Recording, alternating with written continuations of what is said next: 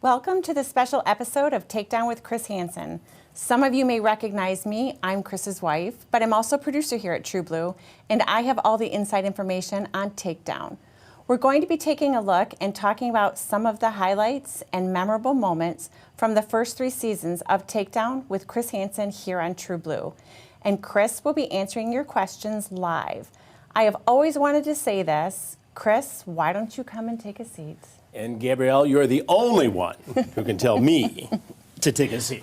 I better be the only one. But I have the transcript. Okay, so do I. So, Chris, I think tonight will be fun because I feel like I get the behind the scenes. You go off and do these shoots, and you're traveling to do them, and you're staying in touch with me the entire time. A couple different reasons, because there's some downtime while decoys are chatting. Exactly. And you're waiting there. And also, I do get a little nervous and anxious about who's going to show up. So those little check-ins with me, who's coming, who's on the way, what the time frame is, and then there's quiet. And quite honestly, it's a way of me being able to decompress and say, you would not believe what just happened here. Those are the texts after the lull in our conversation. Yeah, and as you know, we can go many hours without having anybody show up at our sting house. And then all of a sudden, as we had in Michigan a few weeks back, 4 guys in 5 hours. Yes. And it's crazy. It was crazy. And you see the characters who walk in, it's still mind-boggling to me, and you and I have had this discussion, that after 19 years of doing predator investigations, we still have guys show up. And guys who shock me, doctors, businessmen, guys from all walks of life, and you've seen them all, and you've heard the stories from behind the scenes. And I'm always surprised, like you'll say, you know, we're chatting with this guy, and some of them I'm almost like, there's no way that she's really gonna show up. And sometimes they don't. Right, and thank God, really, you know. But I'll be like, maybe you're being set up with the way this chat sounds back and forth, and then they show up, and then my text from you, the next ones are, OMG, you're not gonna believe this. This one's a first. Yeah. You know, every single one, so. Well, we have such an example Yes, we do. start So off the first show. of all, Chris is going to be taking questions live tonight, so feel free to drop them in the comments, and hopefully we can get to all of them. The first one we're going to talk about was from the Takedown in Polk County, Florida. And we call him Fanboy because turns out he was a fanboy. What can you tell us about this? This is Matthew Bongine. Now, this guy was in Orlando, which is just outside of Polk County. Okay. And he was there on a business trip. But he spent this particular evening chatting online with someone he thought was the mother of a 12-year-old girl, and then the 12-year-old girl. And he has this fantasy that he plays out online about meeting the mom, going swimming with the girl, and then having sex with the girl. He even references in the chat, could this be a sting operation? Could this be a Chris Hansen type operation? Right. And yet he shows up anyway. Which I'm always surprised because a lot of them recognize you. Most of them recognize you, I feel like. And even in the chat, like you just said, they'll say, you know, I hope this isn't a Chris Hansen thing, whatever. And then And ding as dong. we're going to see here in a second, Right. in the first clip, Right. he recognizes me in among the most creepy ways The smile. I've ever Yeah, experienced. the smile and the laugh when he realizes it's you. It's like he's excited and then like, oh no. Here it comes. Yes. Let's take a look. Have a seat right over there, okay? Hey, Matt. How you doing? Oh, not too great. What happened? How'd you get here tonight? Number of wrong decisions. Number of wrong decisions. Take me through it. Help me to understand.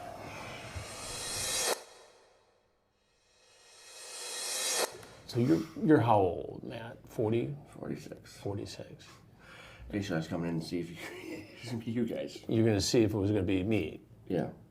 Now, you mentioned in the chat about my predator investigations and me by name. Yes. What made you ask if this was a Chris Hansen predator investigation? I've actually seen some of them. You've seen my shows on the TV. Yes, sir. And do you like the shows? You know, I think that's not me. You watch the shows, Right. my predator investigations, and you say, that's not me. You ever make fun of those guys? Yes. Now you are one of those guys.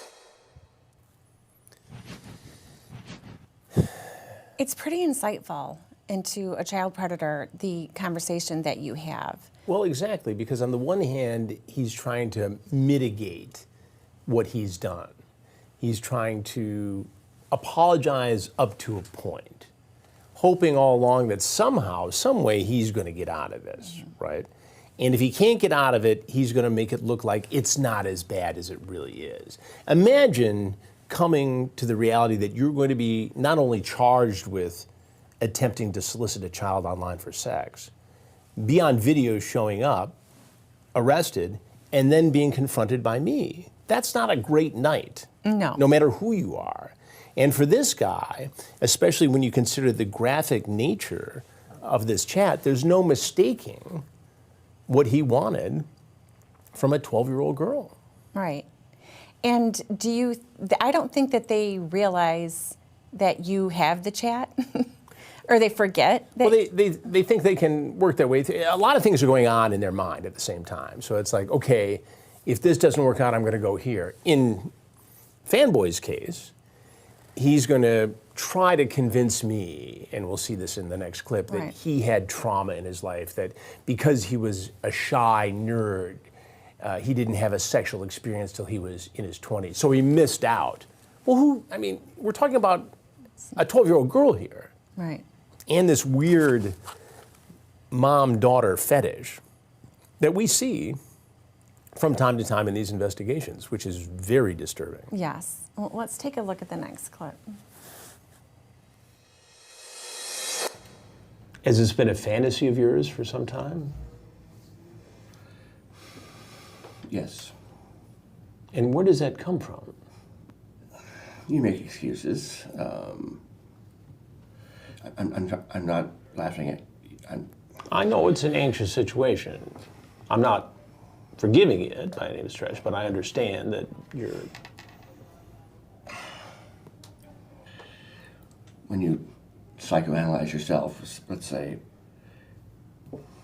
there's many factors that leads into the fact that nerd in high school, virgin until I was 20, did I miss out on something? And then that builds up in the back of your head, and then leads to this. How long has this been a fantasy for you, Matt? I guess you could say off and on 15 years. Have you ever seen a therapist about it? Have you ever sought help for it? Yes. So you've gone to therapy. Yes. Did that help you? For 8 years. And then what happened? The girlfriend that I had that pushed me into therapy, she passed away last year. I mean, I have a daughter, Right. and it literally gives me chills to listen to something like that. And again, he's trying to create sympathy. He talks about being with a woman, his fiance, who encouraged him to get therapy, which he did, and then she passes away, and he claims that was some sort of triggering event. But when I dug a little deeper, it comes out that she has a younger daughter, or had a younger daughter, and that he had had discussions and fantasies of including that daughter in their relationship. So you have to wonder at some point, is there anything that can be done for Fanboy to keep him from offending again?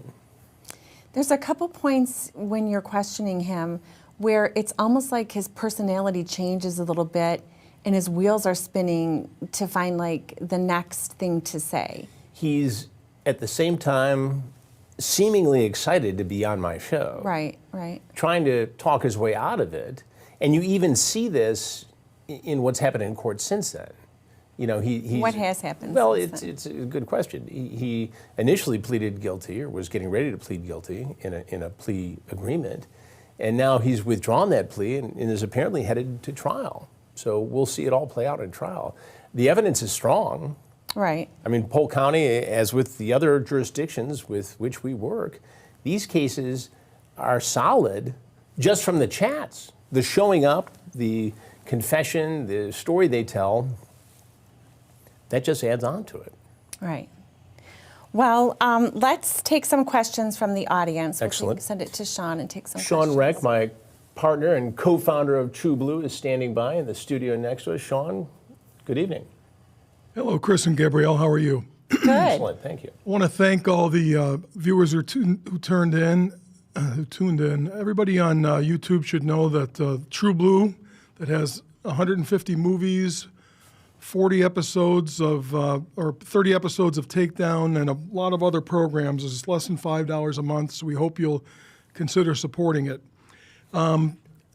If we read your question, make sure you send us your shirt size, because you're going to receive a True Blue t-shirt. So if you want a True Blue t-shirt and we read your question, please send us your size. If you're a subscriber, we'll already have your address. If you're a YouTube subscriber, you'll have to send your address to Sean@transitionstudios.com. Chris, this question's for you. This is from Brooke. Hi, Chris. My question is, when the predators come to the sting houses and say they knew it was a setup and knew they'd get in trouble, what thoughts go through your head when they say those lies, considering we knew the real reason? And keep up the amazing work. That's an incredible question, Brooke, and one that I get occasionally. What goes through my mind is that it shows the compulsion and the drive of somebody who is wired this way to offend. If you think it's going to be a Chris Hansen takedown investigation, if you think it's going to be a law enforcement investigation in a jurisdiction where these things take place with some frequency, and you show up anyway, what does that say to you about the deliberate nature of somebody who wants to have sex with a child? And it crosses all sociographic, demographic borderlines. Guys from all walks of life do this. And if our investigations aren't a deterrent, I don't know what is. It's public embarrassment. And we see guys, we hear stories, Sean, all the time, and you hear them too, of guys who get busted by law enforcement when we're not there. And they're obviously disturbed that they've been arrested. They say they're sorry. But the next question is Chris Hansen here? You know, but they don't want to be on television. They don't want to be embarrassed. So I don't know what more we can do except for to keep doing these investigations. And as you know, we've adopted different strategies over the course of these 19 years. We work more closely, we collaborate more closely with law enforcement because we want to ensure that we're socially responsible. The first two investigations we did 19 years ago, the guys walked out of there. Now, some were prosecuted after the fact, but we didn't have this collaboration with law enforcement, and now we do. So virtually all of them are successfully prosecuted because of the nature of these cases. Right. Got one more. Mo Games wrote, and this is kind of a current event, how do you feel about the Dalai Lama doing what he did? He ironically was having a seat when the felony took place. You know, that's really a good question. And Gabriel and I have talked about this, and I've been asked about this countless times over the last few days. I can't imagine what the Dalai Lama was thinking if, as the video suggests and the report suggests, that he told the young boy to suck his tongue. I can think of no religious part of this that would make any sense. It certainly isn't like giving a kid a hug or, you know, giving the kid a blessing. It's really, really disturbing. So he's apologized, but I just, is this guy so isolated from reality that he thought that somehow this was okay? Was he delusional? Did he have low blood sugar? Is he a problem? And I just don't understand. I can't imagine an answer that would make me feel like it was okay. And you know what happens after something like this? The Chris Hansen memes come out, and right. You know, I'm poking my nose out of everywhere Right. surrounding the Dalai Lama. And Right. you know, you want to think that this is a guy who has been a spiritual leader to millions and millions of people around the world, but telling a boy to suck your tongue, I just can't. I can't get my arms around that. And I think agree. there's more that we're going to find out there. I hope I'm hoping and praying that there's a rational explanation for it, but Right. I don't see it at this point. Right. All right. Thanks, Sean. We will come back to you a little bit later in the evening. So, Chris, the next couple investigations take place in, or we're going to go on with Polk County, Florida.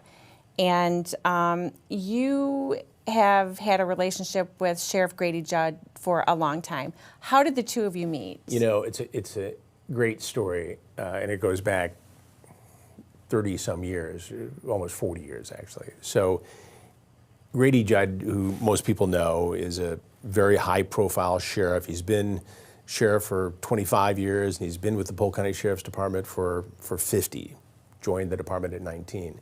I was a reporter in Tampa, Florida, from 1982 to 1984. And during the course of that time, a guy came forward to me saying he had been poisoned working in the orange groves by an insecticide. His name was Ernest Christian. Met with him a couple times at the station, couldn't really finish the story or get what I needed to, you know, verify everything he was telling me, let it go. On a Saturday night in St. Petersburg, Florida, I'm in a saloon someplace, 23 years old, having a few beers like 23-year-olds should be having in St. Petersburg, Florida. And my pager goes off. This is 1983. There's a pager. Pager goes off, and it's the news desk, and I say, hey, what do you need? They said, well, call Lieutenant Grady Judd at the Polk County Sheriff's Office. Call Grady Judd. He said, Chris, we got a barricaded guy here. We don't know he's armed. We're not sure what the deal is, but his name is Ernest Christian, and he's asking for you. Can you help me out? I said, yes, Lieutenant, I'm on my way. So I go racing across the state, hour, 20 minutes away, get there, get in contact with Ernest Christian. Say, Ernest, you got to come out. It's not going to go well for you if you don't come out. So he walks out. The situation's over. And Grady Judd never forgot this. And so they had a case about a year later where they did a sting on a couple selling a baby. Like right outside a hospital in Lakeland, Florida. And I had the opportunity to put my cameraman and his camera in a trailer to watch this whole deal go down with the undercover cops. And so literally, I mean, this is 1984 now, January of 1984, so we didn't have the technology and the GoPros and the hidden cameras, so they've got carve-outs on the side of a tractor trailer. My camera's here with my guy, Rich Jaffe, and the other camera's there, and we capture this whole thing. Now, that was a huge story in January of 1984, and it made headlines, and we had the scoop. And it was thanks to my relationship with Grady Judd. So many, many years go by, we keep in contact, and when we began doing the takedown investigations, I reached out and I said, look, I know you do this kind of work. We would like to embed, collaborate with you and show this great work and have our opportunity to do some great work ourselves. And so it all worked out. And I got to say this about Grady Judd, you know, he is a high profile guy, very much law and order, as a sheriff should be, but Grady Judd's a big thinker. He spends a lot of time in his life weighing issues of how to make his area of the world better. Right. You know, he's a very bright guy, and he runs a great department, a great sheriff's office. Polk County, Florida, is the size of Rhode Island. It's a huge landmass, and it's become very populated. It's developed very quickly, and it's a very challenging area to police. You've got wealth, you've got poverty, you've got everything in between, and heat and gators and you name it, they got it. But I think the world of Grady Judd, and I'm very appreciative of our He collaborative has said efforts. some really profound things. Oh yeah. And then Some headline-making things. some funny, profound things. So, Well, in fact, in the news conference, you're talking about the fanboy, Matt Bongine. Sheriff Judd coined the phrase fanboy Right. when we talked about this. And the way he says the way he said it, so he has the news conference and he says, some of the guys wouldn't talk to my detectives, but they talked to Chris Hansen. And we appreciate that. it's good. He's a great guy, Grady Judd. So one of the alleged predators that showed up in Polk County was, as we call him now, Dark Web John. Yes. And I got to tell you, watching this one, it's so all over the place. It almost seems like a joke in a way that he's like so all over the place. And the way he just kind of keeps talking and digging himself like deeper. Well, he's deeper. tweaking. Well, he really was tweaking. Yeah. And, you know, says he's doing his own investigation Yeah. on this investigation. So let's take a look at that clip. I'm very, very, very, very good in IT and Right. perusing the dark web and the deep web and Right. going unnoticed. And the problem I had once I was told that this girl was 15 was 14, actually. She was 14. Sorry, Yeah. was no, we're wrong. What Why you did you- have- why because did- I have a lot of inside sources. Also, I've done a lot of sheriffs and Sarasota PD's alarm systems. And So you've done a lot of work for law yeah, enforcement my mom was in... an assistant chief of police. Oh, where was your retired mom assistant? Bridgeport, Connecticut. In Bridgeport, Yeah. Connecticut. And now she works for missing persons for Sarasota and the sheriff's office. So were you ever in law enforcement yourself? No. But your mom has been in My law mom was enforcement. in 32 years, yeah. And So she was- retired in Bridgeport, Connecticut, and came down here to help out missing persons. And she was deputy police chief in Bridgeport, Connecticut. Assistant chief, Assistant chief of police in Bridgeport, Connecticut. That's a big job. yeah. So this would be the first time I've ever had cups on. But yeah, so what I was able to find through my source was that I wasn't speaking to a 14-year-old. Okay, so I let was me- speaking to a detective behind a mask, pretending to be a woman who actually, through what I found, was actually over the age of 18. So you knew Yeah. that this was a sting going Yeah. in. So I knew it was. A You sting, had sources in and the... I called my friend. I told him they could Right. pull my call log. Right. I called my buddy.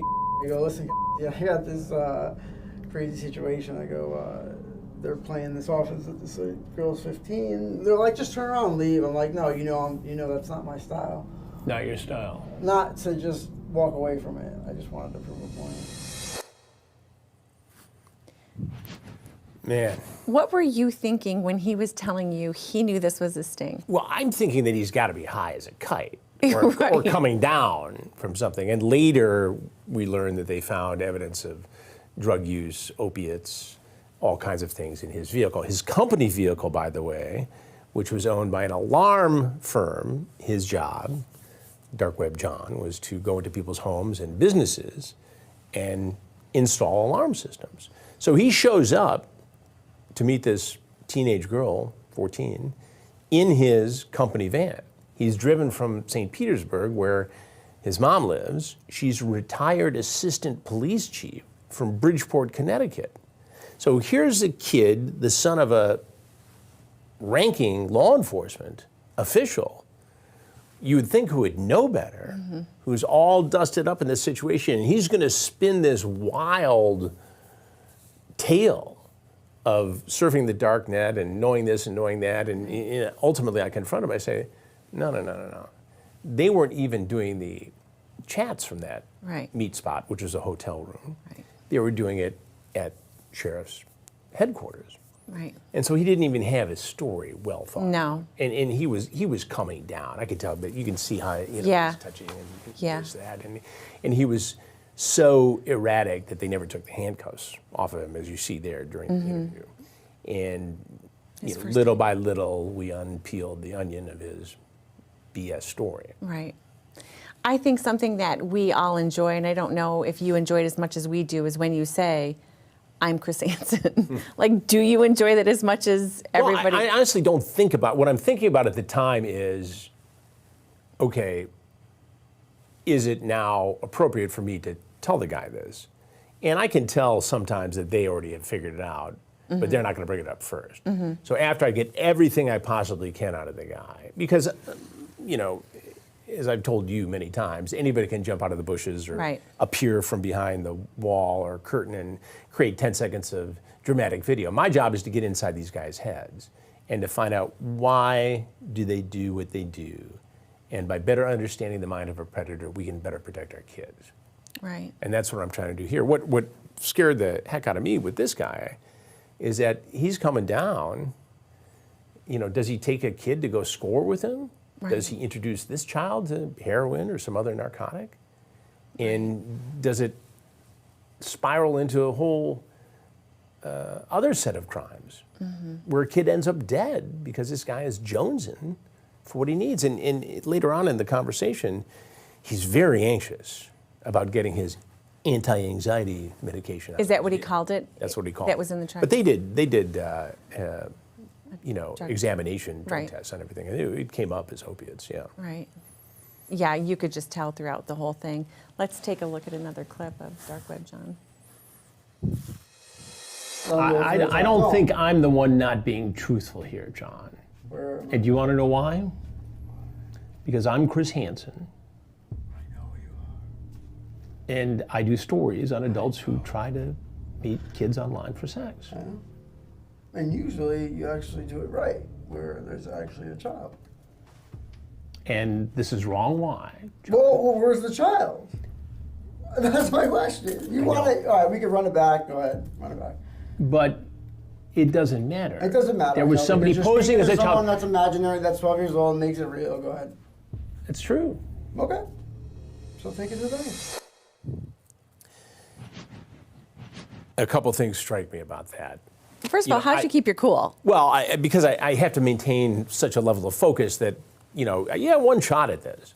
Right. It's not like you have a second take. Right. You either do it and you do it well and you do it right, and you get the goods, or it's a waste of time. And we've got all kinds of assets and resources down there for this investigation. And people always ask me, what goes through your mind before you confront one of these guys? And what really goes through my mind is, this better be good. Right. You better be on point, you better be on your game, you better know everything you can. And I'm often surprised, and sometimes I have to feel my way through it. We'll see. And I won't know where it's going until I get there. But what's going through my mind there is that this guy is, going through withdrawal, Right. still high. And he knows just enough about law enforcement because of what his mother did for a living that he thinks he can spin his way out of this and it's not going anywhere. Right. I'm not buying it. The Polk County Sheriff's Office isn't buying it. And he's going to jail. Yeah. Let's take a look at the last clip. At what point did you find out that this was a sting? Once I started seeing People where- tell you to get on the ground What? when you were arrested. Are you retarded? No, I'm not No, I'm not the one here. Yeah. That one tickles me. How about when all the sheriff's deputies and detectives came in and said, get on the ground, so-and-so and so-and-so with their guns drawn? Right. How about that? How about Yeah, how about that? Yeah. Maybe But he that was still the tries to indication come that up you got with, caught a sting. Yeah. I was looking for the. Are you retarded? No, Yeah. sir, I'm not. That really was. Yeah. Yeah. Let's send it over to Sean and get a couple more questions from the audience. Okay, the first thing I'm going to do is I'm going to turn my phone around and show the time to Conrad. Can you zoom in on that, Conrad? You got a message. Yeah, I got it. Well, we're getting a lot of messages. This is live, and as much as I hate to spend 20 pounds mailing a shirt to Grant in the UK, I'm going to read his question. Where is this actually live? Not on True Blue, or is it pre-recorded? Not going to lie, it's almost 1 a.m. in the UK. Let's not say live. What a waste of time. No, this really is live. We really did do a live production. We bought a bunch of equipment to do this, and we're going to do more of them. So, Grant, send your size. Because since I had to prove you wrong, you're going to get a T-shirt for it in the UK. So you can wear it to your next Premier Soccer League game and try and get our logo on TV. Exactly. We have a bunch of paid questions, so I really want to reward those people. So paid comment. Chris, you are so devoted. Does it affect you in any ways to witness all these awful things? You are so strong, and that's Natalie. Well, Natalie, that's very kind of you. Thank you. And my co-host, as you know, is also my wife, and we talk about these things frequently. And I have developed pretty thick skin over the years, and the ability to compartmentalize this and to see the bigger picture. Sean, you and I joke all the time about what happens when we solve all the crimes for True Blue in this country, and perhaps we could go join Stanley Tucci and do an Italian cooking show overseas or something. Sadly, I don't see that in my future, but I do think it's important. And it's interesting because the Predator franchise is maybe 10% of my portfolio. 10 Emmys, all of them are for other things. But yet this is what people know me for best. And so I feel a sense of duty to continue doing this. I never imagined 19 years ago that we'd still be doing it. Who would possibly show up after being exposed this way? Yet, because of the explosion in the number of social media platforms, and you guys both know this, there is more of this activity going on than ever before. And so our work becomes more important. We can't be everywhere. We try to do as many of these investigations as we can. They're edgy, they're risky, they're a little bit dangerous. We try to protect ourselves as much as we can. But it continues to create a dialogue and an awareness. And I hope and I pray that what people take away from it is a conversation that is age appropriate with their children to say, if you're connected to the internet, you could potentially be approached by an adult who wants to trick you. And it goes from there. We do see a lot of those comments of how much you've helped on, in their own childhood, what they'll tell their own children. Like, we do see that, and that's... Well, we're into our third generation of people who are watching this now. Right. And because of YouTube, because of the internet, and now because of True Blue, we have our own network. We control the distribution of the content. Right. And we can set the agenda. And as we're going to talk about in a little bit here, we're doing many more investigations Right. in addition to the Takedown Predator series.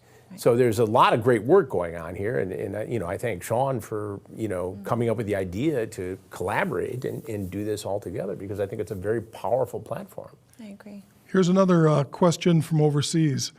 Pepe 2580 paid 200 Swedish kronen to ask this question. Thank you very much, Pepe. Those are my people Must be in yeah. Sweden, you know. Yeah. Hey, Chris, thank you so much for the work you do. It's kind of a follow-up to the last one. During many years of service you have done, do you ever talk to someone about what you've been through? I don't think I can handle it. I find it hard just to watch the show. You know, the people who I talk to really are you, my two sons, our two oldest, are in the business. One's behind the camera, one's in front of the camera, a reporter in Orlando. And honestly, when I do the podcast, for instance, Predators I've Caught, where I go back over all the previous cases, it's therapeutic to me to go through the details of it, to relive it, and to figure out what has happened to the guy all these years later. Did he turn himself around? Is he still in trouble? What has happened? What lessons have been learned? So to me, honestly, doing the podcast is one of the most therapeutic things that I do. But I've always covered crime. I've always covered difficult subjects. You know, I've been around the world, you know, in India on, you know, child slave labor, Cambodia for sex tourism, Africa for, you know, financial predators. So to me, it's just a big adventure in which I can take on some really bad people, some predators. And in the course of that, educate some people and create a dialogue that could better prevent people from being victimized by predators. And that's it. And I'm okay with that. And I would say, after your investigations, you do come home, decompress, do all the stuff without talking about any of it, you know, and just do normal life things. Well, I think that's key. I mean, Right. you know, I don't live in a bat cave. I Right. mean, well, we have one bat cave. Right. That's in New York, Gotham City. But, you know, honestly, you know, I like spending time with you and our children. I enjoy cutting the lawn. I enjoy going to Costco. I enjoy cooking ribs on the grill. I mean, I have, Right, it's so- we live a pretty regular life, Right. considering what we do for a living, you know? One last question. This is a little more of a fun one, but Spensifer, also a paid question. That's a real great way to obligate us, by the way. I feel like we can't ignore, Yes, it is. can't ignore paid questions. This is regarding Jeff Sokol. Chris, why didn't you eat the pizza? I was so blown away by the smarmy and unctuous attitude of Jeff Sokol. For anybody who doesn't know or needs a reminder, Jeff Sokol showed up in our Fairfield, Connecticut investigation in 2015. And he came to meet a 13-year-old girl. He had a marriage contract in his car. He had all kinds of cockamamie ways to protect himself legally. And he shows up with a pizza. And as you know, when the decoy asks the predator to bring something and he does, that's evidence. And so the Fairfield police, with which we were collaborating in that case, were monitoring the incoming predators. And my oldest son, Chase, was one of the camera crew on that particular investigation. And I said, where should we stop for pizza? Or where should we have the predator stop for pizza? And he says, well, Planet Pizza. It's because he went to high school right near there in Fairfield. And so sure enough, he stops in, gets the pizza, gets a small because it's almost as big as a large, and Right. it's cheaper, he says in the chat. But the Fairfield PD picks him up there. So now we know, not only has he gotten the pizza, but we know 5, 4, 3, 2, 1, Right. where he's going to walk in. He walks in this red flannel shirt. He's got this pizza. And again, he's trying to mitigate his guilt here. And so do you mind if I eat? No, go ahead. Absolutely, have But he it. eats like that. That one really does annoy me the most. It was Because nervousness, he eats I think. it but- and eats it so disgusting. Yeah, then offers me a piece. Right. Then offers the crew a piece as they come out. It was, But he's going to keep eating like you're just going to have a little what? chit chat. Yeah. It's just chat. Yeah. It's I'm just gonna eat my talk. pizza, then I'm Is there gonna anything wrong with that? Yeah, there's something wrong with it. So you didn't eat it because it was just gross. Well, we never eat anything that a predator brings. I mean, they bring beer, they bring cookies, they bring pizza, McDonald's, all kinds of fast food, milkshakes. In the recent investigation, I'll tell you one quick funny story. We'll take a break. Yeah. One guy shows up in Ohio in the investigation that hasn't aired yet, and the way it happened, the police had to grab him, the sheriff's office had to grab him pretty early, and they had a milkshake in each hand.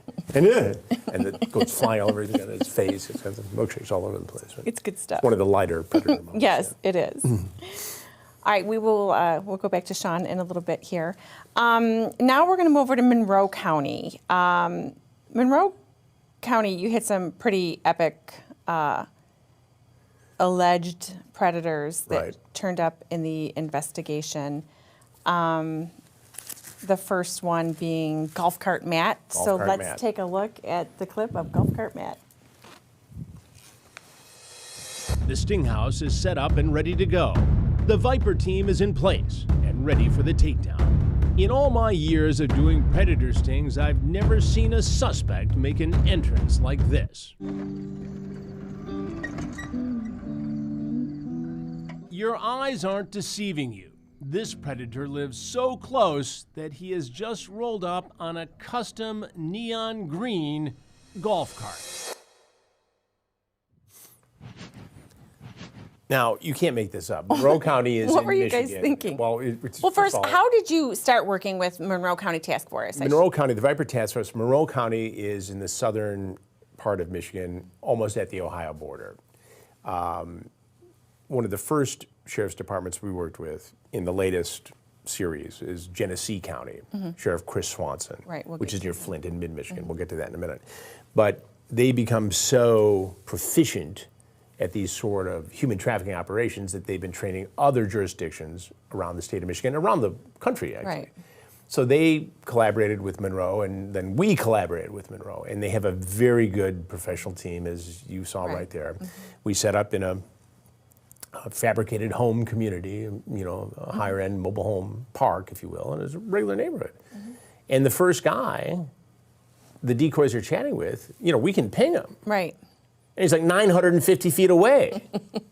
It's like, no, it can't be that close. Now, we've had people close before show up, but here he comes in his golf cart. What was everybody thinking when he rolls up? And slippers on. Yeah. Slippers. He's got his backpack and his beer, and it just like, and he stops to talk to neighbors. Yeah. Before he comes in. So comfortable. Hey, howdy, neighbor. Now we're going to go meet a child for sex. It was disturbing. I can't imagine what everybody's thinking when. Oh, people are blown away, but at the same time, it's like, okay, we'll talk about all this later. Let's just get through it. Yeah, right. What happened when he finally got in the house? Well, he gets in the house and he sits down in the chair right next to the door, which presents a logistical problem because I'm coming from one side, the cameras are set up, the crews are everywhere. Kelly McClure, our senior producer, was there as well. And for security reasons, I get the chance in Monroe County to talk to the alleged predator first. If that goes sideways or he tries to leave or shows any signs of violence, I step back and the sheriff's deputies take over. Then I try to talk to him afterwards. Right.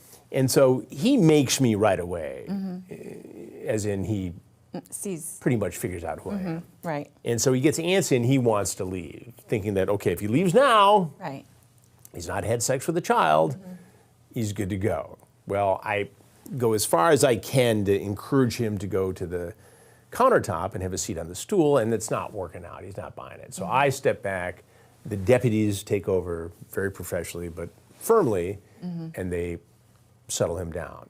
And then I get a chance to talk to him. Right, so let's take a look at the next clip. Hey, Matt. Gonna need you to sit over that stool right over there. Dude, please. Please, I cannot do this right now, dude. I need you to sit right over there. I know who you are, but I'm not here for whatever it is. Well, then you can tell me about it, but you gotta go now. Dude. I can't. I know what's going on outside. They're already here. Who's here? Is anybody here? Who? I'm just gonna leave, please. You can't. I have to, sir. You- Sir, no. I have to. Sir, I'm I Chris have to. Hansen. I know who you are, sir. I have So to. how do you know who I am? Because I've seen you on TV before. Well, I what don't are you know doing what's here? going on, sir. Matt, you're here for a boy. No, I don't know what's going on. Okay. I'm not doing that. No problem. You're not doing that.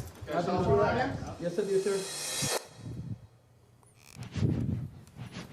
Matt, Matt. What does it say when alleged predator says that? Well, he already knows what he's there for. He's, again, trying to make himself look better than he is. And these guys think about what the excuse is they're going to give long before they get to the house. Okay, if I get caught, what if this is Chris Hansen? What if it is the Monroe County Viper team? What am I going to say? Well, I'll just tell them that, I came by to hang out with the kid. And, Right. and I Hang brought out. some It's beer. always they're going to hang out. We're gonna or hang out. warn them. Warn them. I'm going to tell them that they're going down a bad path, Right. Right. which is essentially what he says to me next. Right. So Golf Cart Matt, turns out, is a big fan. Check out what he says to Chris about his investigations. What's going on right now, dude? I'm really freaked out. I don't know what's going on right now, dude. Well, I can tell you what's going on. You had a sexually charged conversation with somebody who said Absolutely, they were 14. on a legal website. Yeah, but they Absolutely. said they were 14. I didn't see that. Oh, Matt. Do you know how many times I've heard that? I absolutely know because I know who you are. Okay, so you've filming me seen right now. you've seen my shows. Yes, absolutely. What do you think of those shows? I think that you're doing a great job. I've seen you on a lot of other podcasts too. You do a great job. That's why I'm wondering what is going on right now. Well, Matt, what's going on is you're going to be facing charges. What is the update on Matt? Matt is currently working his way through the court system, and a lot of these cases end up being plea agreements, and they have to register as a sex offender. Some go all the way to trial, and many face prison time. But Matt's still working his way through the system. But there's more to come in that particular investigation. Good. All right, let's take a couple more questions. Sean? Okay, another paid question, and I think I'm going to be the one to answer this. Okay. This is from CNJ Dev. Don't know where they're from, but any chance some To Catch a Predator content is going to be on True Blue? All I can tell you is we want that to happen. We're trying quite a bit, but it's a really tough road dealing with very large corporations that are going through a lot of things right now, a lot of consolidation, mergers, sell-offs. So it's tough to even get a hold of the right decision maker. But we are attempting to do that for you so that we can centralize Chris's body of work, at least as far as it relates to predators. So we're trying, and you're going to find out soon that we acquired some other content when we make the announcement. So we're working really hard to expand what we have in our offerings for everybody. Let me give you a quick top 10 list. Since we had so many international questions, I won't start at 10. Well, maybe I will. I'll start at 10. I'm going to tell you the top 10 countries for True Blue subscribers. Now, you can watch the Predator Takedown content and our original content in any country. The movies that we have are limited to the U.S. only, so just want to let everybody know that. The 150 or so films. The number 10 ranked country in subscribers is Finland. The number 9 ranked country for subscribers is Germany. Ranked number 8 is Sweden, who we heard from. Number 7 is Ireland. Number 6 is New Zealand. Number 5 is a surprise, it's Japan. Number 4 is no surprise, Australia. Number 3 is no surprise, the UK. Canada is number 2, and the United States is number 1. So those are the top 10 markets in which we have subscribers for True Blue. And we really appreciate those people subscribing around the world because we need the subscription money to keep producing these episodes. I'm going to give you one more top 10 list, and I'm going to give you one more question for Chris. People often ask, what are the most watched episodes? I can tell you number 10 is Genesee County Tom. Number 9 is Genesee County Michael. Number 8 is Semi-Truck Thomas. Number 7 is Polk County Fanboy, which you highlighted. Number 6 is Good Deed Dave. Number 5 is Sing the Savior. Number 4 is Genesee County Sean. Number 3 is Genesee County dump truck guy. Number 2 is the instant classic golf cart Matt that you just saw. And number 1 is Gloryhole Jerry, Matt's cellmate in Monroe, Michigan. So those are the top 10 most watched. And now let me get a comment for Chris. Do you think there was ever a predator you've caught where it really was their first time? There has to be a first time for everybody, even if it's not the time they're caught. That's In Your Face New Yorker. Thank you for paying to ask that question. In Your Face New Yorker. I have to believe that out of the hundreds of predators I've caught, that yes, there has to be some percentage of guys who were just unlucky enough to get caught the first time. But I know empirically, I know from law enforcement all over the world that if you've done it and gotten caught, it's not your first time down that track. I mean, these guys know what social media platforms to go to, the grooming. I mean, it's like there's a template out there where these guys go and learn how to break down the barriers in society between children and adults. I mean, it's shocking to me, and it's the same template. And you see it in virtually every case, including the next one that Sean mentioned. It's a good segue, Gloryhole Jerry. Let's take a look at the clip of Gloryhole Jerry. Vehicles off. Coming. Hey, what's up? What in? How's it going? Good, what's up? What? Hey, hold on, I forgot my charger real quick. Oh, you're fine.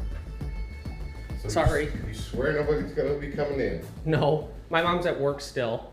She'll be home Then not you till get like to see 7 in the morning. Right there, please. Okay. Have a seat. So what are you up to tonight? Not much. What's your plan? Just meeting him. Meeting who? Him. Who is it?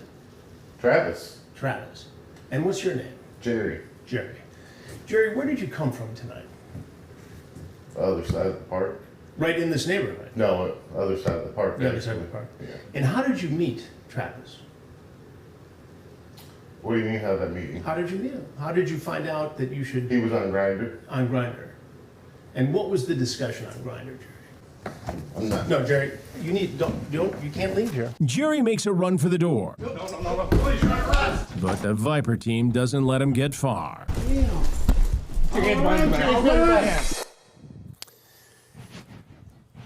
Now, what was particularly disturbing, well, there's a lot of disturbing things about Yes, Jerry, as you know. as we because go you know on, the story. yes. But he first went online posing as like an 18 or 19-year-old.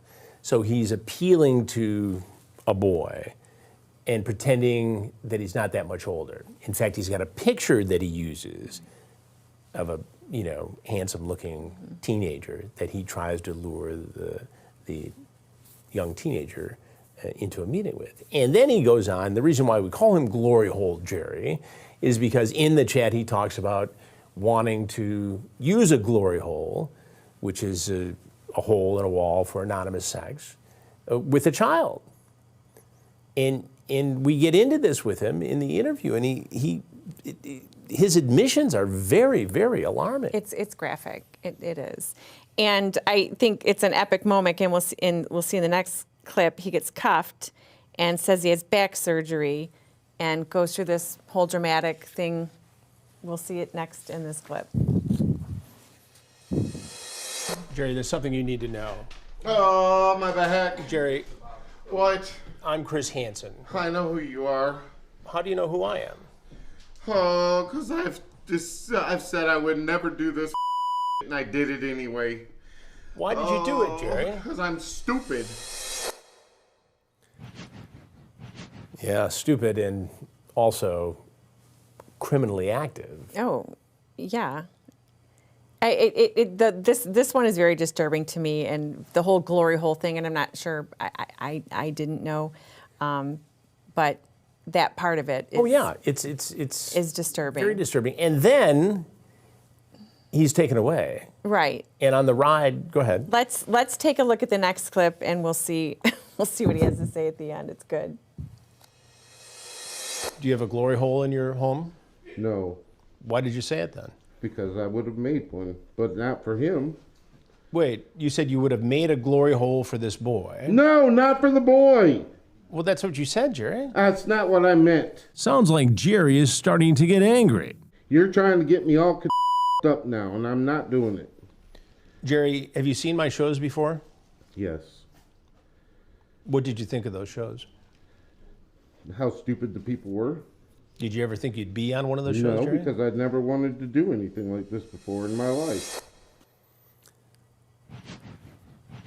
So Jerry just wakes up one day and decides he's going to do this, which I don't buy. No. But the great addition to the story is that as the detectives are taking him away to the Monroe County jail, he says, you know, it's a good thing you're doing this in this neighborhood because there are other guys like me. In fact, there's one guy who drives around in a golf cart and tries to meet kids. Well, that's golf cart Matt, who we busted the day before. And aren't they sharing a cell right now? They What is I shared should it. ask you what When they locked him up, they were. Or they were, Yeah, right, I think right. they're out on bond now. Right. So that's the update on him. And he was sentenced for 5 years probation, something like that. Yes, so 5 years probation, and he's on the radar of local authorities. So he's got to report, he's got to answer questions, they know where he is, and if he does engage in this activity again, he'll go to prison. Right. Right. So we've seen it happen where they offend again. Let's hope that Gloryhole Jerry will not. Right. I think that was the last clip we had on Gloryhole Jerry, or was there one more? I think that was it. Okay. All right. I think next we'll take it to some questions from Sean. Great. Kayla Nadeau said, Chris, and she paid. Thank you, Kayla. Chris, do you feel through the interrogations that you've had with all of these predators over the years, you have an answer or part of an answer for the question, why do these guys do what they do? I'm still at a loss to understand why an adult wants to have sex with a child. I just don't get it. I think these guys, the best I can tell, break down into three different categories. The hardcore sexual offender who's wired this way will do this no matter what. You'll find the kids at the Little League field, the food court at the mall, or the movie theater. They have to be incarcerated for life. There's a younger subset, opportunists who are socially inept, who will try to meet a younger girl or boy because that's the only way they can do this is online. Those guys can probably get treatment, monitored, and maybe not offend. But there's this group in the middle that really vexes me. And you've heard me talk about this, Gabriel. The guy who's predisposed to have sex with a child, but wouldn't have acted on it without the internet, the addictive nature, the 24/7 access, and the anonymity. And somehow, somewhere, these guys cross this line from fantasy to reality, and we see them knocking on our door. Would they have sex with a child if a child was there? Absolutely. And we've come across cases where guys have admitted to this, and we are going to see this in our upcoming Ohio investigation. But that's the one that's hard for me to tell whether or not these guys can be, reprimanded, punished, and then never do it again. Some can and some can't. And we honestly don't spend enough time thinking about the big picture and understanding that these guys aren't all cut from the same mold. Right. They're different. And we want one-size-fits-all solutions, and they don't exist when it comes to this. And demand reduction, it's not like the drug problem. The demand is always going to be there. So the best defense is the wall you build informationally around your child. Right. I agree. All right, we've got a couple questions that are very similar, so I'm going to combine them. Kimberly said, have you caught female predators? And MLW said, can you tell us anything about the women predators who were caught recently? This might be a good time to talk about the episode we dropped right before this began. Just this evening, we have an episode that's gone up on True Blue about a case that occurred in Oregon. 13-year-old boy, Tristan Wade, was abducted essentially by a 24-year-old woman who was pretending to be younger and hanging out with kids, going to parties and claiming that she was 14, 15, 16 years old. And she was able to convince this 13-year-old to come with her, and he was missing for 5 days and 5 nights. The mother, who I interviewed, Brittany Wade, and you'll see this on the story in True Blue, takes me through this horror and this frightening experience. She had never gone without talking to her child, the 13-year-old boy, for more than, a half a day. And suddenly he's missing. So they're tracking this girl, this woman, grown woman, through social media. The police get involved. It was originally taken from a town about 90 minutes outside of Portland. And they find the boy and the woman in a shopping mall. She had sold the boy's phone for $180, and they were living under a bridge in a homeless encampment. She's now charged with sexually assaulting the boy, and she's being held on a number of other charges as well. But it's kidnapping. Yeah, it's not the official charge is not kidnapping, although it's parental interference, which is taking. In other words, the boy initially went willingly, but he's 13. He can't give consent for any sexual contact or any kind of inappropriate interference on the part of an adult. And so you have this new category of female predator that we've never seen before. Typically in our investigations, we don't see predators, female predators. We see those scenarios with the teacher-student type predator most often. Okay, and I want to make a quick announcement. Most of you realize that although a lot of you sign up on the web, you use iPads, iOS, Fire Sticks, Roku, tvOS to watch our platforms.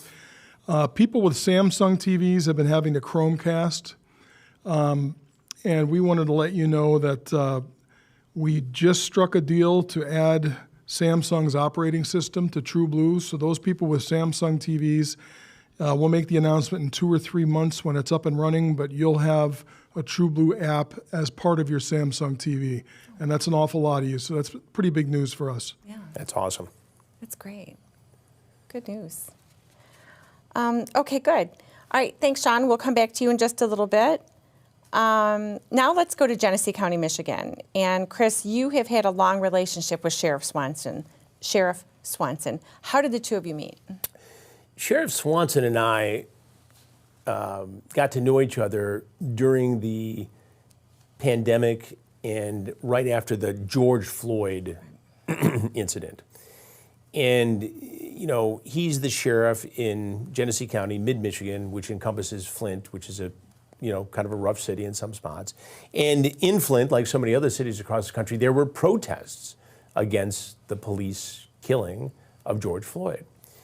And during one of the protests, the sheriff took off his helmet, climbed off the official armored vehicle, and marched peacefully with the protesters from where they were to the city hall.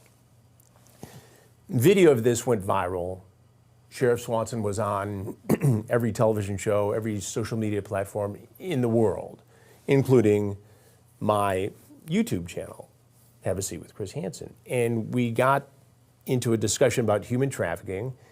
He had formed the GHOST team, Genesee Human Oppression Strike Team, and we shared a similar passion. And so we collaborated, starting a few years ago, with their GHOST team, great group of men and women at the Sheriff's Department there in Genesee County who do this work. And just recently, we were out again with them. Yes. And you've seen the results. Let's talk about that. The alleged child predator shows up in the investigation, Dr. Pradimir Jaswal. What can you tell us about him before we show the clip? This is a 61-year-old doctor who spent his day in Saginaw, Michigan, seeing 18 patients and texting a teenage girl in a highly sexualized conversation in which he sent a picture of his genitals, all while treating 18 patients, a family practice. So he's treating, potentially, many girls of the same age of the target, the victim here. And he gets into graphic detail about I want you to call me daddy. I will blank you hard if you call me daddy. He wants to know about the girl's braces and how they will affect her performing oral sex on him. Then he shows up with Oreos and red wine. And the Oreos being stuck in her braces are part of his fantasy. Let's take a look at this clip. Hi. Yeah. How are you? All right. Yeah. What did you bring? Coke. What was it? Coke. Yeah? Yeah. Oh, thank you. Let's do some cookies. Oh, those are my favorite, double stuff. What he does next is alarming, outrageous, and it concerns both me and the Ghost Task Force. Yeah. Okay. In this Takedown instant replay, look again as Dr. Jaswal follows the ghost decoy and gets right down to business, grabs her behind. And I don't think he was planning on performing a routine checkup on the decoy either.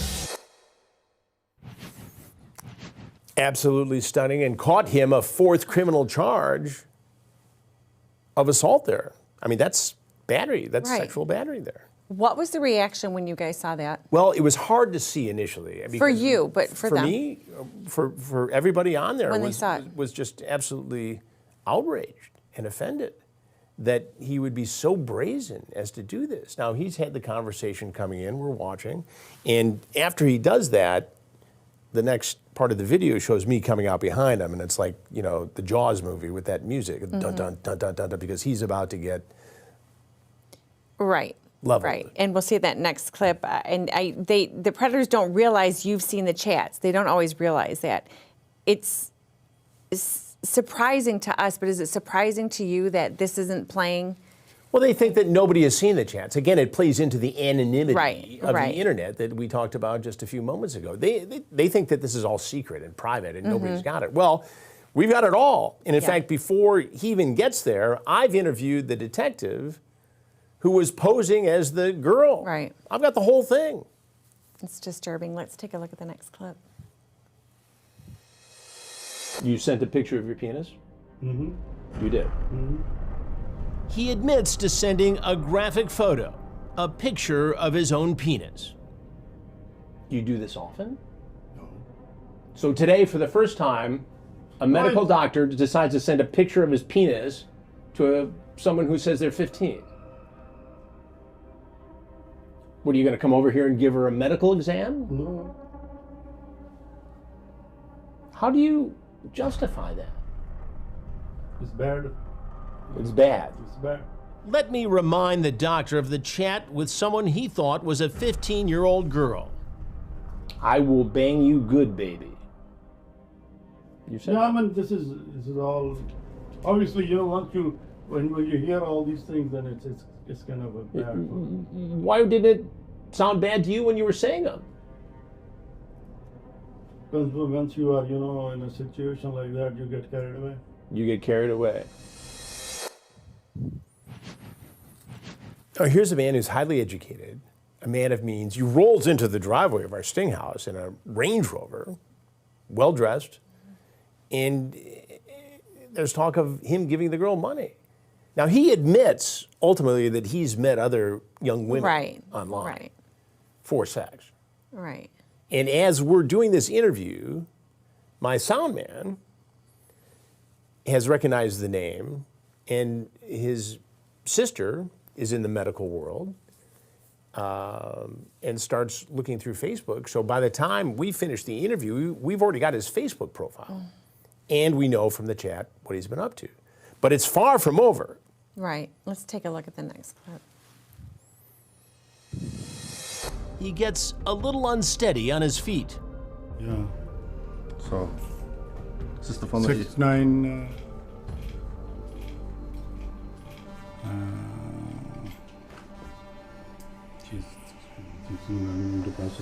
Oh, you're okay. You're okay. Here you go. Take a Well, seat. Even the Ghost Task Force isn't buying the doctor's antics. Ooh. Hey, Ooh. take a breath. Ooh. There you go. Oh, I'm having. Ooh. Just take a breath. Okay, that's not normal. That means you're acting. Relax. Oh my God. And we got a Cool medic off. on the way, so he'll take Oh you my over there. God. Cool off. Yeah. Oh my God. We'll get this coat slip Oh. down just a little bit. Going through a lot of emotions. Cool you off a little bit here. Nope. You keep leaning forward there on purpose. Oh my God. Yeah. You made it. It's a My dear, mistake. my friend, I'm a doctor. I know you made I'm a not mistake, and I'm gonna not- try to take care of it. I'm Okay. I'm not acting. Okay. I'm Sure, sure. just having some chest pains. Okay. We're gonna Oh get my that taken God. care of in just a second. Yep. We got a Oh my paramedic God. coming in. We got a Oh. paramedic coming to take a look at you right now. Oh my God. You go ahead and sit down. Go My ahead God. and sit down, Doc. Oh my. Sit down, Doc. Bend your knees. My knees, my back is killing me. Oh my God. Just lean forward just a little bit. Ooh. Mitch, man. Oh my God. He seems to snap out of it and even starts arguing with the detectives. Criminal, why my hands are tied? African It's just- citizen it's of just- this it's country just- forever. It's just precaution. I'm very respectable man. You know that. As if. Did you think it was an act? I did. Yeah. I mean, you never know. And look, he's caught in a bad situation, Right. trying to do something very bad, very illegal, life-altering to a child. But you've got to respond appropriately. And the sheriff's office did. They had a medic there. And all of a sudden, you know, when they're giving him an exam, he's okay. The officers are always so respectful. Well, they are, They- because they you know. follow the rule of Yes. law. They follow Yes. the proper ways to gather evidence. They're under a microscope on these cases. Right. Any defense lawyer is going to Right. try their best Right. to pick these apart. But the law enforcement agencies with which we work have this down to a science. Yeah, that one was really disturbing as well. Oh, yeah. Sean, we have some more questions. First of all, I want to thank Skunk Labs. They just made a paid comment saying if we're ever doing an operation in New Jersey, they'll support us with their studio. So that was very nice of Skunk Labs. Chris, let's get we've got 100 of these, so let's just get it out of the way. Sure. CNJ Dev, his second question that he also paid for. Chris, would you collab with others who catch predators? And he gave some examples that we're not going to promote here. They do amazing work and work well with various police departments. Now, there's this idea out there that you can't stand these guys and have all this animosity, and I know that nothing's further from the truth. Why don't you actually break it down? Well, I do have a lot of respect for citizen journalists. And citizen journalists have created a lot of awareness, have helped expose a lot of crimes. That's the beauty of social media platforms like YouTube and Right. other places. Crowdsourcing information on crimes through podcasts and other platforms have created justice, have solved crimes that have gone unsolved for many years. There's a real important place for citizen journalists in our society. But I can tell you that some of the vigilantes engaging in exposing child predators online create a situation where, at least in the eyes of prosecution and law enforcement, they won't touch the cases. Mm-hmm. Now, some of these are good cases that should be prosecuted. Right. And they go unprosecuted because these vigilantes make prosecutors nervous, and they make law enforcement nervous, and they create a lot of collateral damage to investigations that are done by law enforcement. And so I know of no one in law enforcement who advocates what the vigilantes are doing. And they've told you this. You guys have this I speak at conventions in law enforcement gatherings Right. and journalistic gatherings Right. all the time. Right. Now again, I'm not taking anything away from some of the vigilantes who are trying to do the right and noble thing. And I know they're out there, but I have no need or desire to collaborate because we have our own way of doing things that result in virtually 100% conviction rates. Right. So I don't wish anybody any ill will. I don't think they're necessarily all motivated by just making money on YouTube. Some are, some aren't. But we do it our way, and we do it in a way where these alleged predators are always prosecuted, virtually always. And it's much safer, I feel like. I think it's a better way to operate. But that's It's a good question, though. We get that a That's lot. We get yes. it all the time. Yeah. And people on social media, I mean, some of these guys who are out there, some who even steal my last name to use it for their image, they create hate wars, and why do you do hate on my guy? And I'm not doing hate. No one, but amongst themselves, they create a lot of. I'm not saying I'm the only guy who's doing good investigative journalism out there, but I'm very comfortable with the way we do it, and I'm probably not going to change. Right. There's no reason to. There's the answer. Couple more quick ones.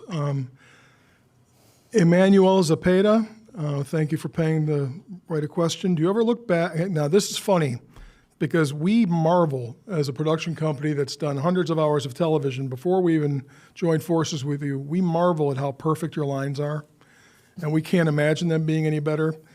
But Emmanuel Zapata writes, do you ever look back on your Sting videos, past and present, and just think, I could have said something a bit more clever or humorous? Oh, sure. I try to improve every time I do an interview. I was at the New York Police Department yesterday doing an interview on a whole different investigation we have.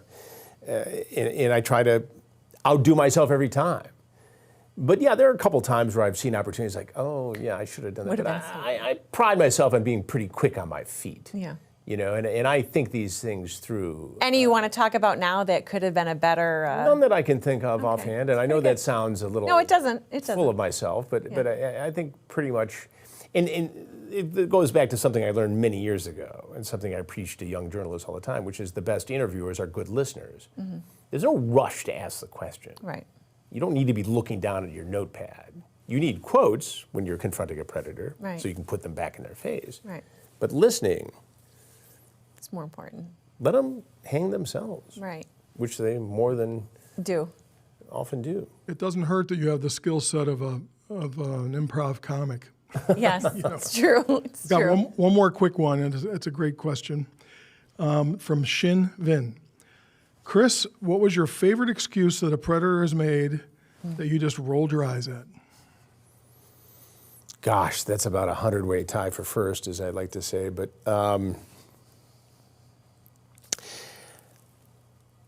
I think it still is, I just came here to help this girl or boy, to teach them that what they were doing online was wrong. And I was going to sit with them and protect them until the parents got home. Mm-hmm. Yeah. And everything they've done contradicts that. The chat contradicts that. Showing up is showing chat up. is chat, showing up is showing up. Mm-hmm. And we've had some very clever excuses over the years, but none that I've ever bought. Mm-hmm. There's no mistaken identity here. We've got the IP address. Right, right. We've got the ID. Right. Most of the time we know the background of the guy before he shows up. Right. Let's sneak one more in. Yeah. Carlos Ortega Elizalde in Mexico paid 250 pesos to ask this question. Thank you, Carlos.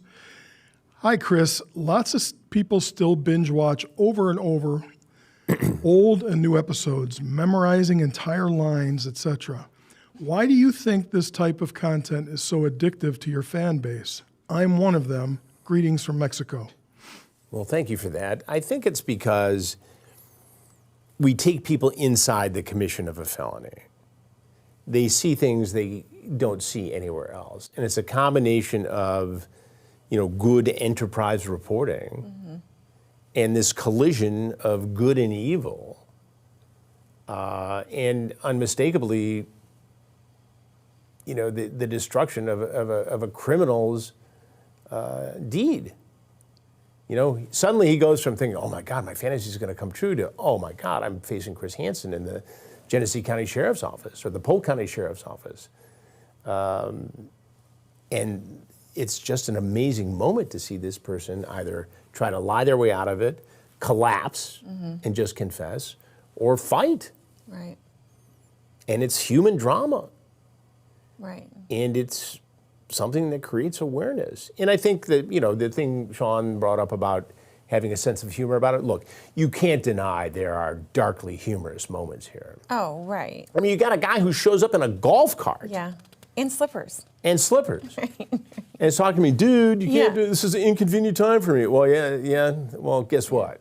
When you start saying dude back is what Yeah. really gets My me. dog's got to be fed. Well, you should have thought about that before you took your little golf cart over here and your slippers, your slide-ons to come have sex Assault with a a child. Right. All right. Genesee County has been very successful in capturing child predators, including one that showed up in one of your investigations, Todd Barranco. Oh. Give us a brief description, and then we'll show the first clip. He shows up St. Patrick's Day a year ago. Okay. And we don't know who he is. We know he's been chatting as John with a teenage boy, very sexually graphic. So he shows up and he gets spooked right away. Tries to bolt, the sheriff's deputies and detectives grab him, and now it's my turn to talk to him. And he's brought a tube of lubricant after a sexual conversation. I think take a we look. see that. Let's take a look at the clip. John. John. John. You came over here, John. And when you did that, Nope, there's cameras right there. I know there's cameras everywhere, John. John. No, you can't. You don't. You're not in charge here, John. That's the problem. I came to be here something perfectly legal. No, you didn't. There was a discussion online about being 15, John. The cameras aren't going to get turned off, so that's not on the table. That's not on the table. Don't get up, please. Well, you don't have to authorize it because we're here covering the commission of an alleged felony. No. Yeah. So I've seen the transcripts. The person you were here to meet said they're 15. You acknowledged that. No, I did not. Yeah, you did. No, I did not. John, I have seen the transcripts. Why do you think he shut down so quickly? Because of what he did for a living. Okay, let's show the next clip on the. What is this, John?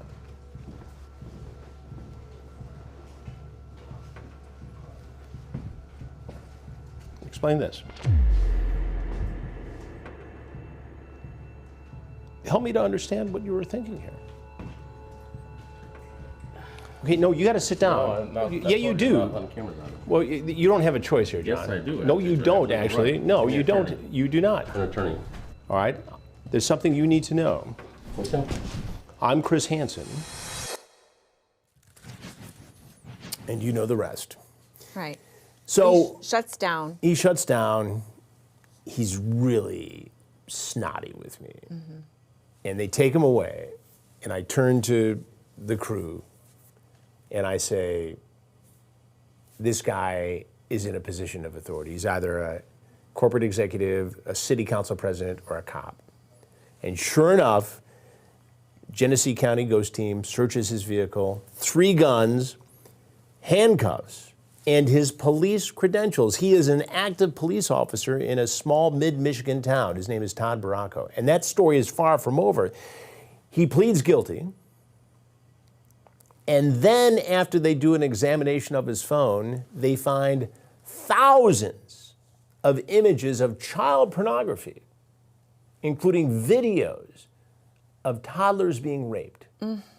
And I won't get any more graphic than that, as if that's not graphic enough. It's horrible. And every time somebody views one of those images, it's the re-victimization of a child.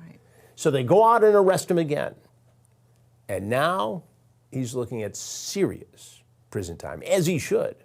And you know what he's concerned about? What? After they book him? What? I need my other phone back. Oh, you're not getting that phone back. So all this is going through his head, knowing. Right. And, you know, Sheriff Chris Swanson, who's very proactive, wants to get the word out. Right. Because there might be other victims out there. Probably. You know, and then we find out in our subsequent investigation that he has harassed other people who tried to reprimand him in other jobs as a police officer. And he worked as a juvenile probation officer. So what do you think happened there with a guy like this? We may never know, but he's in trouble now. Yeah. For Good. real. Good. All right, Sean, some more questions? Yeah, here's one from Henry Blue, someone we're familiar with. He said, hey, how come you're starting your 4th season of Takedown, but there are only 4 or 5 episodes, full episodes for free on True Blue's YouTube page? I'm going to answer that. Did Henry pay for that question? No. He's going to. He's my son, so he doesn't have to pay.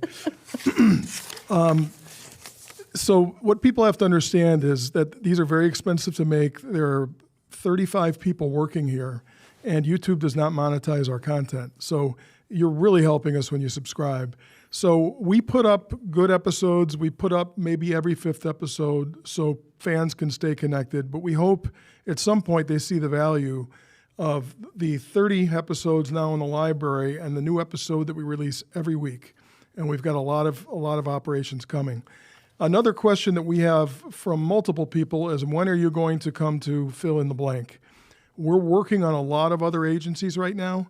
So just wanted to let you know that that they're coming. We're trying to do things in all 50 states, and there's a process with these folks. And Chris, you can speak a little more to that, and then I'll follow up with one more.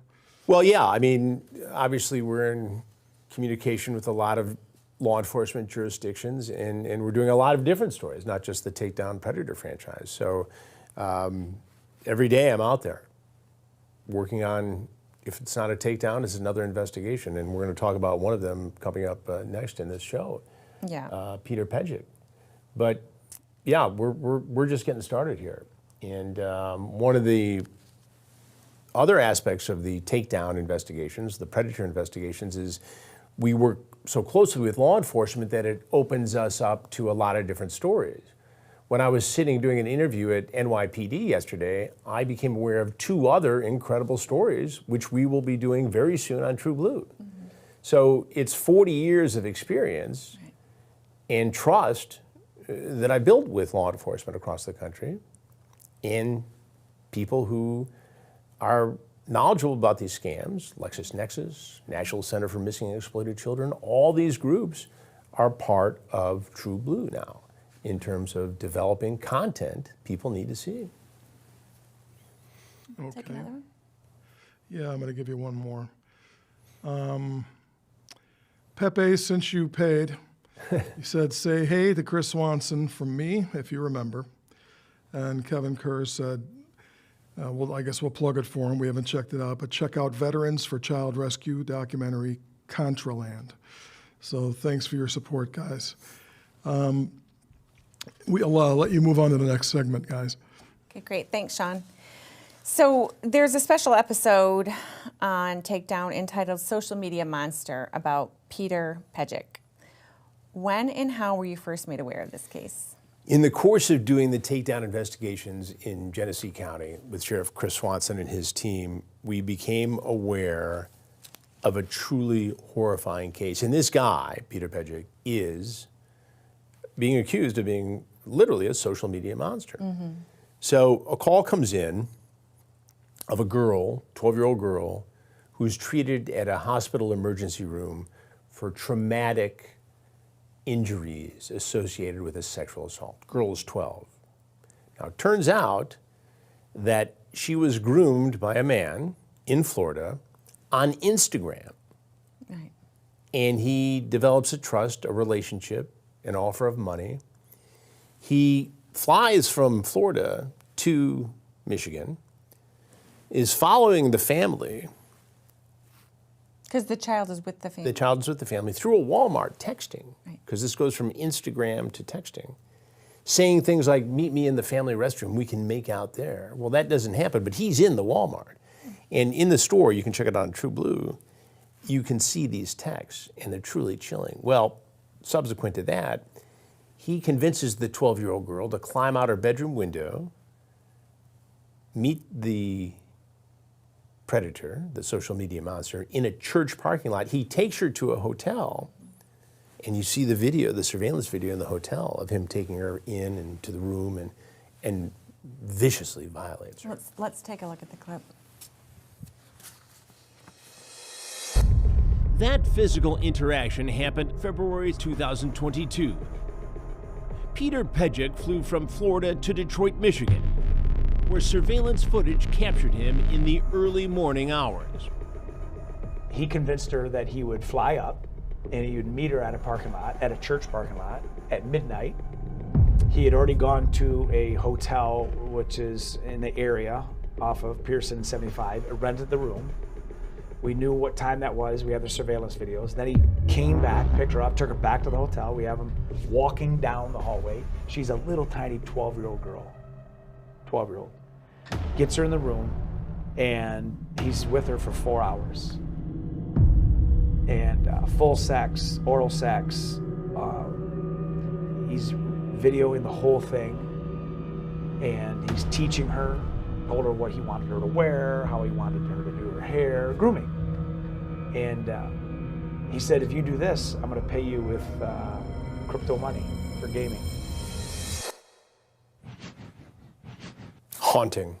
It truly is.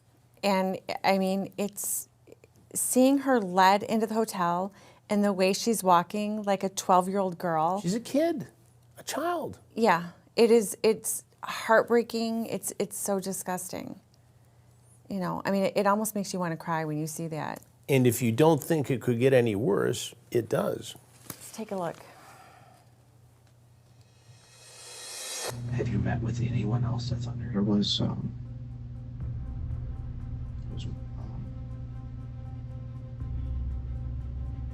okay, Peter.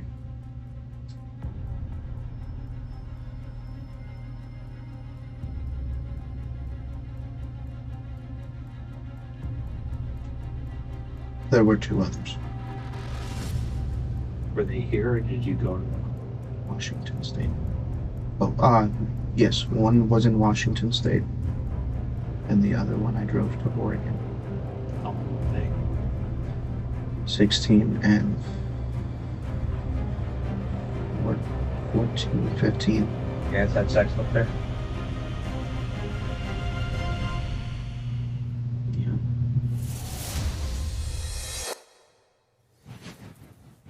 So he confesses to 3. Yes. Do you think there's more? I have to wonder that. Mm-hmm. You know, what else is out there? Now, these detectives went from Michigan to Florida, found him, staked him out, and you see all of this in the documentary we produced for True Blue. Right. I encourage people to check it out. Yeah, it's and hard. these detectives took videos of everything they did along the way. Mm-hmm. And it is one of the most compelling pieces of television I've ever been involved with producing. Yeah. And we owe a lot of this to the Genesee County Sheriff's Office and the detectives and the captains and the sheriff himself and everybody who worked on this case. I mean, this guy would still be out there doing this. Right. He's already ruined 3 lives that we know of, and we don't know what else he's done. Are there any updates on him as far as? He is in jail. He was not able to bond out, and you know, they continue their investigation to see if there's more out there, but his trial is still pending. Yeah, it is chilling. Sean, we'll take some more questions, but I think we also need to mention that Sean just is not our question asker. He is the co-founder, executive producer of True Blue. And ask the questions, then let's ask how you guys met and how True Blue came to be. Okay, you want me to answer that afterwards? Yes, okay. Yes. I don't want to forget, though. Okay. Let me address some common questions here. Will we be doing more episodes? We will never stop doing episodes, never. We can assure you of that. There are many in the pipeline right now. Some are waiting to be cleared by the prosecutors. Others, we're just working through the pipeline as far as editing them. But we're never going to stop giving you True Blue episodes. Very, very rarely will there be a Thursday when you don't have some kind of new episode. The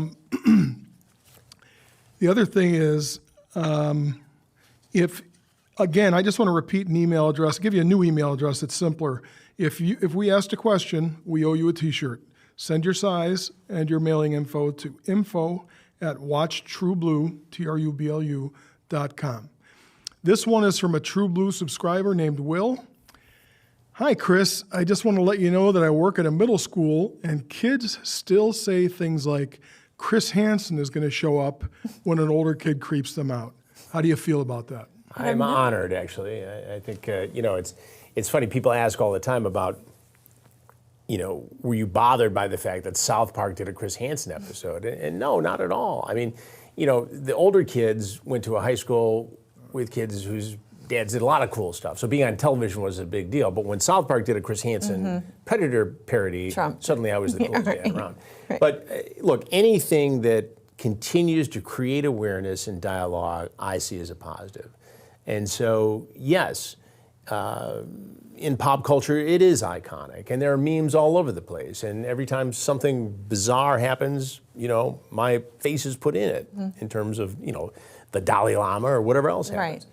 But this has also created an opportunity, and Sean knows this, and you know this, and I hope our audience understands this too, that we have access to do stories and take people inside a world so they can see things they wouldn't normally see and hear things they wouldn't normally hear. And we have that ability based on all those years of doing the predator investigations and so many other things.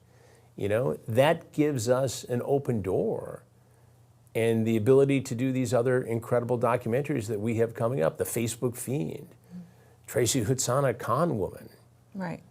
Sextortion. Right. And there are literally dozens and dozens in the works as we speak. Right. It's never ending. And you know, thankfully, I've been given this opportunity because of my time in local news, my time at the network, my time at the syndicated shows and the other streaming platforms. But now we have the ability to not have to sit through A meetings and B meetings and green light meetings. I call the fellow on this screen and say, I need a crew on Thursday. Yep.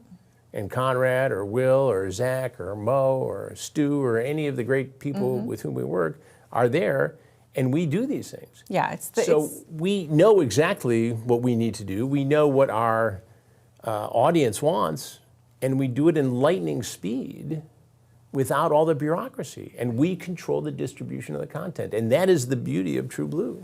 What's amazing about that comment is the middle schoolers are 11, 12, 13, and To Catch a Predator came out how long ago? It has lived on because of social media. So We shot the first investigation in February of 2014. Right. You would hope with kids that age that it's more funny memes of you leaning into a picture Yes. than them actually watching old TCAP episodes.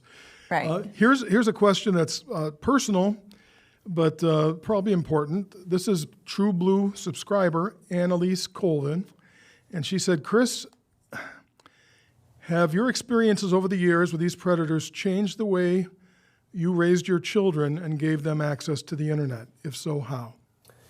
Absolutely. You know, when we started doing the predator investigations, my guys are in high school already, so they're a little bit out of the danger zone. There wasn't the amount. And it wasn't as prevalent Right. as it is today, you know, and the younger ones who are 21 and 23, you know, they're sort of beyond that as well. But I would be very, very cautious, careful, and attentive for anybody. If they're on any internet platform connected at all, you must have a discussion with your child about what's out there without freaking them out. It starts with there are adults who like to trick children. Don't get tricked. It starts there. Right.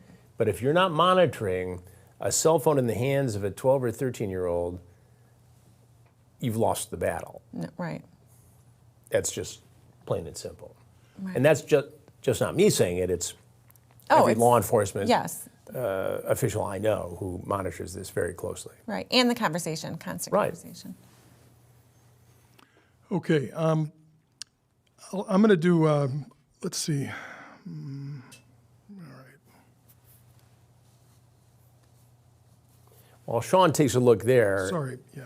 we'll tell people, if they don't know already, how Sean and I met, which was at our home in Michigan in 2015, 16, I guess it was? Yeah, we were filming the movie White Boy, which you can see on True Blue. It's also on Netflix right now. It's a documentary about Richard Wershey Jr., who spent a lot of time in prison for a nonviolent juvenile drug offense. It was a total political payback. He was a political prisoner, and he's out now, thank God. But someone told me that Chris Hansen worked the case very heavily, and I was a huge Chris Hansen fan, and I said, well, there's no way we're going to get an interview with him. And Chris, you were gracious enough to invite us into your home, and Gabrielle made a spread like we were on a Hollywood set, and you did this key interview, and all of a sudden we had a star in our movie, which was just very kind and gracious of you. And it's a fantastic film, and really you're is. enmeshed with the whole story, and that's where we met. But at that point, I'm like, well, here's my hero, who's doubtlessly saved lives and stopped crimes from being committed, which is activist journalism at its best, and investigative journalism at its best. So I wish I could help find a way to get involved with Chris in the future. And that's when the idea for True Blue came up. Police shows started being canceled, and I was like, well, there's still a demand for these shows, and that's why we created this network. Yeah, boy, that it brings back memories though when we sat there and did that first interview on the White Boy documentary. I was a reporter in Detroit from '84 until '93, and I was the television reporter who broke that story. And it was amazing that this kid was 15, 16 years old, was an FBI informant, then became a cocaine dealer, white kid in a predominantly black business in Detroit. He had connections to the mayor's family and all these other people in the police force. And you need to watch the documentary to really understand what happened. There's so many other things. And he was sentenced to, under the draconic 650 lifer law. 650 lifer law to life in prison. And he went away, and I covered the story for a long time, and then was part of Sean's documentary, White Boy. So if you haven't seen it, people need to go take a look at it. It's good. Go on, Sean. A New York Times reviewer, I believe, was the one who wrote, 20 minutes into the White Boy documentary, I realized the least interesting person in this documentary is Rick Wershey. I thought that was a great... Kind of a compliment. I'm glad he's out. I'm glad he's out. But so that was how you guys met, and then True Blue, the conversations came up a few years later. Well, Sean had had his own very successful, film studio producing documentaries, Murder in the Park and others, and so he had done American Gospel TV, the most successful streaming network you've never heard of, unless you're very curious about that world. And so the template was there, and Sean came up with the idea of doing a crime streaming network, and it was perfect timing for me for a lot of different reasons. And quite honestly, I find this whole experience quite liberating to be able to have the freedom to do what I know people want from me. And to have a partner in this, in Sean Reck, and this wonderful group of humans we have here in our studio, you included, obviously, at the top of the list, to do this. It's for a guy like me who's been doing this 40 years, who's got a lot of energy in the tank, it's a dream come true. It's very exciting. It truly is. Yeah. I wake up every day energized, and I have a list that I make before going to bed on what I'm doing and who I need to talk to, and then I talk to this fellow and you, and we get it all going, and it's absolutely wonderful. So, aside from Takedown, are all the other great documentaries that are coming. And we get questions all the time. When are we going to see the Giovanna Kidd story, or the Tracy Housana scam story? When are we going to see the Facebook fiend? All those are in editing as we speak, in a room not far from here, or in a studio in another state, where guys are busily putting these things together. So we've got a lot of very compelling content, and every day it's like an idea factory around here, and it's a production house. Exciting. If we didn't answer your question online, we will answer your questions all offline. Just give us a couple of days to go through them. And we really appreciate the people who paid. I didn't even know that was a feature. But we want to say this too, a personal thank you to everybody who spends that $4.99 a month. A personal thank you, because that's the only way this is going to work. So we really, really appreciate your support. This is a startup.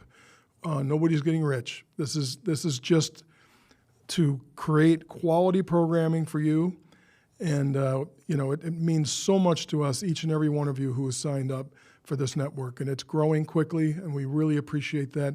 Tell your friends, talk about it around the water cooler. We hope this network is worth it for you. If it is, please spread the word. Well said. All right, Sean. Any other questions that we want to cover, or? Back to work. I think we're back to work. Back to work is right. All right. And to my favorite co-host, thank you for being a part of this. Thank you for including me. This was fun. We hopefully will do it again. Watch TrueBlue.com. Have a good evening. Thanks for joining. Thank you. It's awesome. Good job.